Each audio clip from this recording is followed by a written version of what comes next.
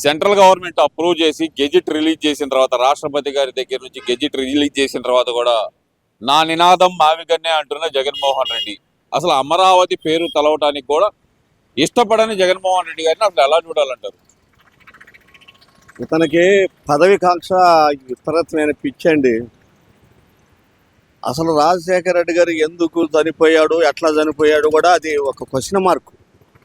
ఎందుకంటే ఆయన రిలయన్స్ వాళ్ళు చంపారని చెప్పి ఒక పుకారు పెట్టించారు.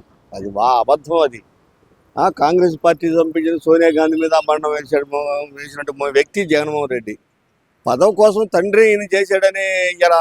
ఎందుకంటే ప్రతిపక్షగా నాయకుడిగా ఉన్నప్పుడు నేను ఇక్కడ తాడేపల్లి ఇల్లు కట్టుకుంటున్నాను, ఇక్కడే రాజధాని ఉండాలి, 30,000 ఎకరాలు చాలకపోతే ఇంకో 10,000 ఎకరాలు తీసుకోమని శాసనసభలో ప్రతిపక్ష నాయకుడిగా శాసనసభలో ప్రజలందరూ వీక్షించారు. ఇది నిజమేగా? తర్వాత అధికారం వచ్చిన మూడు రాజధానులు నాటకం ఆడాడు. ఇది జనం గ్రహించారుగా. సరే, ఇప్పుడు 11కు వచ్చాడు. 11 వచ్చిన తర్వాత మళ్ళా మావిగన్ అనే మాట ఎందుకు వాడుతున్నాడు అంటే ఇతనికి బ్రెయిన్ సరిగా లేదు. అసలు అతనికి ఒక పిచ్చిలో ఉన్నాడు. అతనికి ధన పిచ్చి తప్పితే ప్రజాసేవ చేయాలని, తండ్రి గారి పేరు నిలబెట్టాలని, తండ్రి ఆశయాలు సాధించాలని అని ఏ క్వశ్చనా లేదు. ఇప్పుడు వీళ్ళు హైదరాబాద్లో అంబటి రాంబాబు కానీ వీళ్ళందరూ పోయి, జోగి రమేష్ కానీ వీళ్ళందరూ పోయి ఏబిఎన్ మీద దాడి చేస్తున్నారు.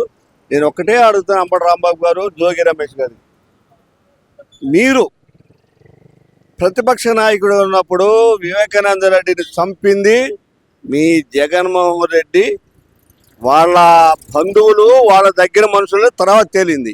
అప్పుడు మీరేం ప్రచారం చేశారు? ఇది నారావారి రక్త చరిత్ర, ఇది చంద్రబాబు నాయుడుకు చంపించని చెప్పి పుకార్లు లేపారు. అప్పుడు మీ సాక్షి పేపర్ని మిమ్మల్ని ఏం చేయాలి?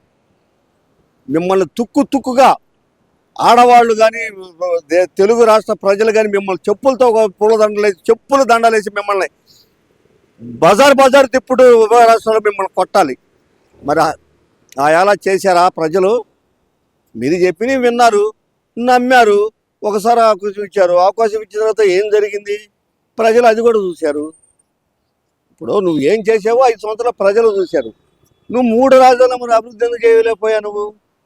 సరే, పోలవరం కాడ పూర్తి చేసి రాజశేఖర రెడ్డి గారి విగ్రహం 100 అడుగులు కడతానని 100 అడుగుల విగ్రహం కట్టి మేము ఓపెన్ చేస్తాం అమరావతి పోలవరాన్ని చెప్పి అసెంబ్లీలో 2019 నుంచి మొదలుపెట్టాడు నెల్లూరు నీటి శాఖ మంత్రి యాదవ్.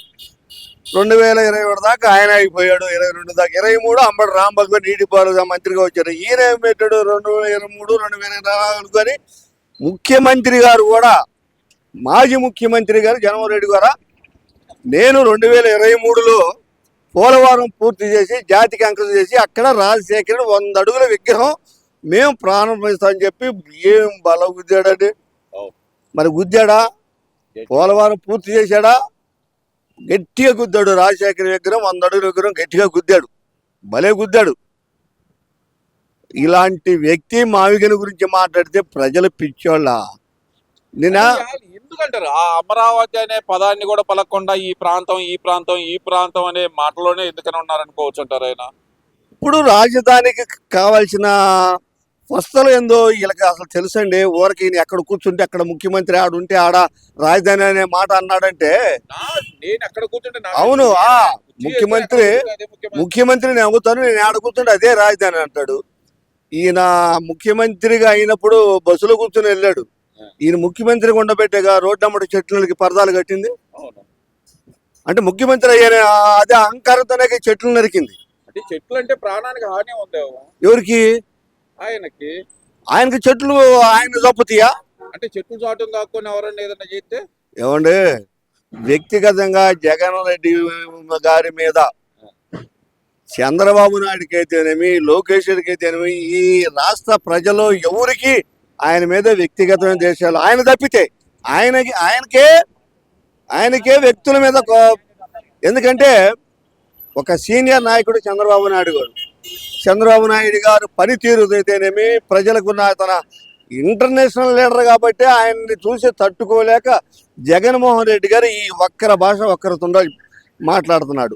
నిన్న హైకోర్టులో ఒక తీర్పు ఇచ్చింది. సోషల్ మీడియాలో కానీ ఎవరైతే ఇప్పుడు ఏమని ఇచ్చింది, పోలీసులు ఇప్పుడైనా సరే నేను మాట్లాడుతున్నా, జగన్మోహన్ రెడ్డి గారిని కానీ ఎవరు అంబటి రాంబాబు గారిని రోజాన కానీ ఎవరైనా మాట్లాడామనుకోండి, నన్ను అరెస్ట్ చేసి కీలుక్కులు ఎరగొట్టి జైల్లో కోర్టుకు హాజరుపెడితే కోర్టులో శుభ్రంగా నాకు ఒక 5 నెలలు 6 నెలలు శిక్ష వేసింది. అలా వీళ్ళు చెయ్యాలి. కోర్టు కూడా మీకు ఇచ్చింది సలహా. ఇలా పోలీసు వ్యవస్థకి ఏమి ఇచ్చింది, మంచి ఆయు పొట్టు ఇచ్చింది. నిన్నగాక మొన్న రోజా కొవ్వెక్కి మాట్లాడుతున్నాడు చంద్రబాబు నాయుడు గారు ఎలా ఉన్నారు, నువ్వు ఎలా ఉన్నావు రోజా గారు, కొవ్వు ఎవరు ఒంటికుంది? బక్క పలసగా ఉన్నాడు పాపం చంద్రబాబు నాయుడు. నాకు 65 సంవత్సరాలు వయసు నుంచి చూస్తున్నా ఆయన. అప్పుడు అట్టానే ఉన్నాడు, ఇప్పుడు అట్టానే ఉన్నాడు. నువ్వే పుల్లలాగా ఉన్నదావు, మీ భర్త అయ్యావు. మరి నువ్వు కొవ్వు ఎక్కిందా, చంద్రబాబు నాయుడు కొవ్వు ఎక్కిందా రోజా గారు? నాకు అర్థం కాని విషయం ఏంటంటే ఏబిఎన్ లో మాట్లాడితే ఇందులో చంద్రబాబు నాయుడు గారికి ఏం సంబంధం మరి?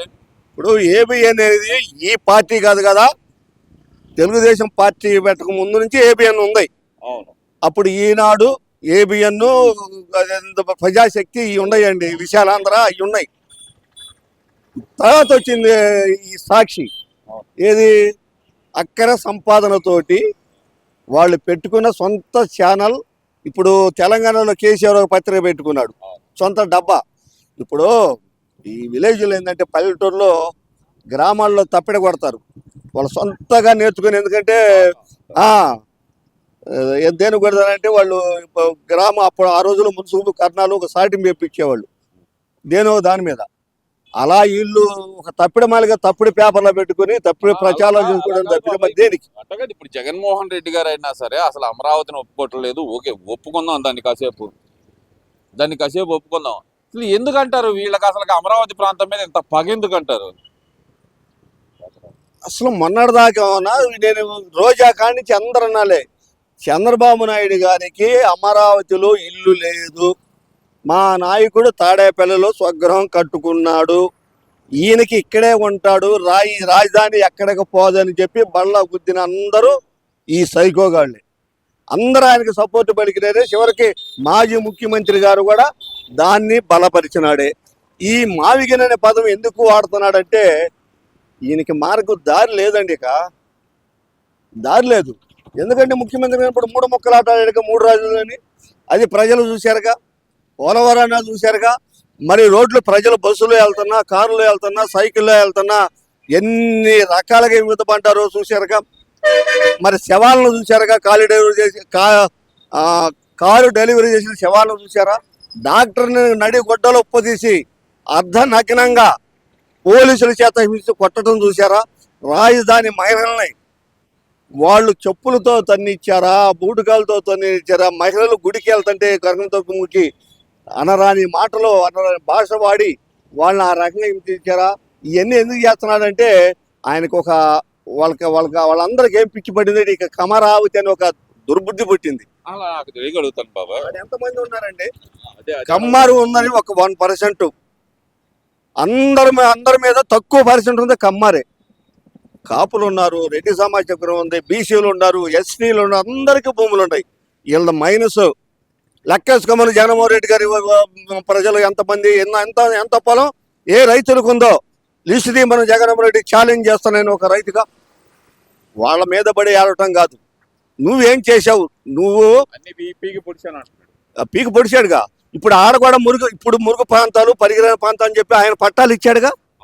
అది ఎక్కడికి కరెంటు దానికి సంబంధించింది అంటే ఈయన పట్టాలు అప్పుడప్పుడు రోడ్లు వేసి ఈయన రాష్ట్రంలో ఉన్న అన్ని జిల్లాల వారికి ఆడ పట్టాలు ఇచ్చాడు. మరి 3 రాజధానులు అన్న మూడు ప్రాంతాల అభివృద్ధి అన్న 3 రాజధానులు అన్న మనిషి అక్కడ ఎందుకు ఇచ్చాడు అందరికి కలిపి? వైజాగ్లో మేము కట్టుకున్నాగా చూసుకోవడమే, మేము పొనుకోవడానికి ఎండాకాలం. మరి నీకు ఎందుకు అవసరం అది? ఈయన ఎక్కడ ఉంటే అక్కడ ముఖ్యమంత్రి ఆడ ఉంటే ఆడ నా సీట్లో కూర్చుంటే అది నువ్వు రాజధాని.